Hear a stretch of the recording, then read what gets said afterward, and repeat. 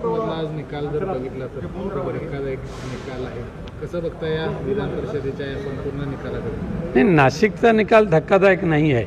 उमेदवारी देताना ज्या पद्धतीने पैशाचा मातब्बरपणा ज्याच्याकडे आहे, पैशाचा खजिना ज्याच्याकडे आहे, त्याला उमेदवारी दिल्यानंतर एक गीतेंसारखा निष्ठावंत आणि ज्याला एक आत्मविश्वास आहे, त्यांनी या निवडणुकीमध्ये सहभागी झाल्यानंतर त्यांनी जो अपेक्षित निकाल आहे तो मिळालेला आहे. त्यामुळे ज्यांना धक्का बसला त्याने पुन्हा गीतेनं आपल्या पदरात घेतलं आणि ज्यांना उमेदवारी दिली होती त्यांना लाथ मारून हाकलून दिलं.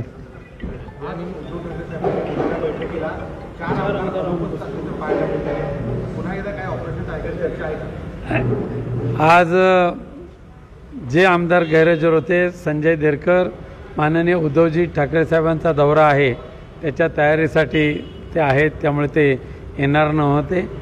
आणि बाकीचा पहिलाच दिवस आहे त्यामुळे साहजिकच आहे ॲबसेंटीज वगैरे होते. राहुल पाटीलसुद्धा परभणीच्या काउंटिंगसाठी थांबले होते आणि संजय पोतनीस जे सांतारूचे आहेत त्यांना मुंबईला यायला उशीर झाला, त्यामुळे ते येऊ शकले नाही. पण एकनाथ शिंदेने आज असं सांगितलं की 4 वर्षापूर्वी याच दिवशी शिवसेनेमध्ये पहिलं बंड झालेलं होतं आणि आज पुन्हा एकदा दुसरा टप्पा सुरू झाला.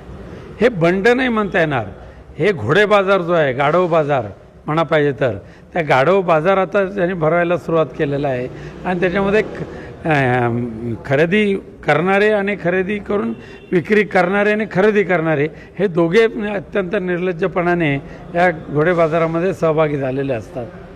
या सगळ्या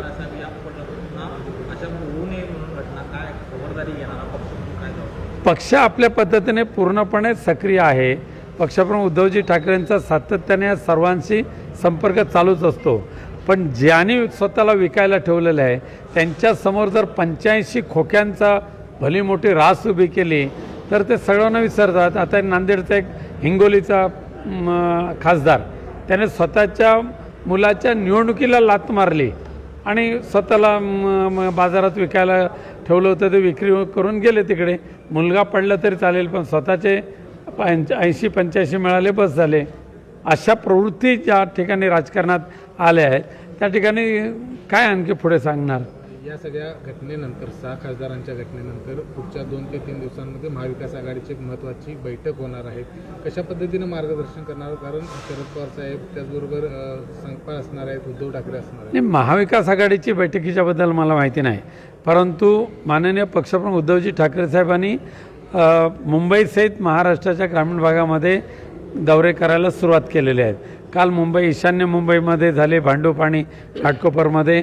उद्याच्या 27 तारीखला वाशिम, यवतमाळला आहे, वाशिमला आहे, हिंगोलीला आहे, त्यानंतर परभणी आहे, धाराशिव आहे, शिर्डी आहे. हे सगळे मतदारसंघ आता पिंजून काढायला सुरुवात झालेली आहे.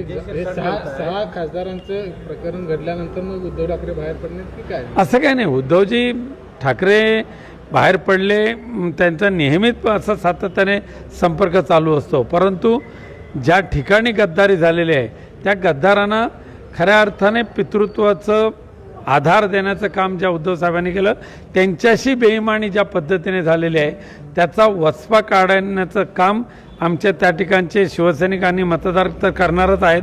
त्यांच्या भेटीसाठी माननीय पक्षप्रमुख उद्धवजी ठाकरे त्या मतदारसंघामध्ये जाणार आहेत. पण याला उशीर झाला असं वाटत नाही, कारण शिवसैनिक पक्षासोबत आहेत, लोकप्रतिनिधी गेले तरी शिवसैनिक पक्षासोबत आहेत. त्या शिवसैनिकांना बळ देण्याचं काम कुठेतरी केलं नाही, पक्षप्रमुख नेहमीच शिवसैनिकांशी त्यांचं जे जोडलेलं नातं आहे ते कुठेही कमी झालेलं नाही.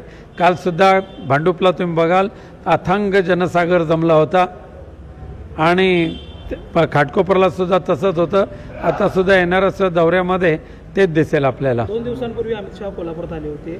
एकनाथ शिंदेची शिवसेनाच खरी शिवसेना राहिलेली आहे. हे आता दिल्लीचे पाडगे सांगतायत आणि हे त्यांची चाटुगिरी करणारे त्यांची हाजी करतात. हे दुर्दैव आहे महाराष्ट्राचं आणि ते सुद्धा कोल्हापूरला येऊन तशा पद्धतीची ऐकून घेणं हे दुर्दैव आहे कोल्हापूरवासियांचं. शिवसेना संपवायची काँग्रेसने सुपारी दिलेली आहे असं संजय शिरसाट. संजय शिरसाटला फार खिसगंतीत घ्यायची गरज नाही आहे.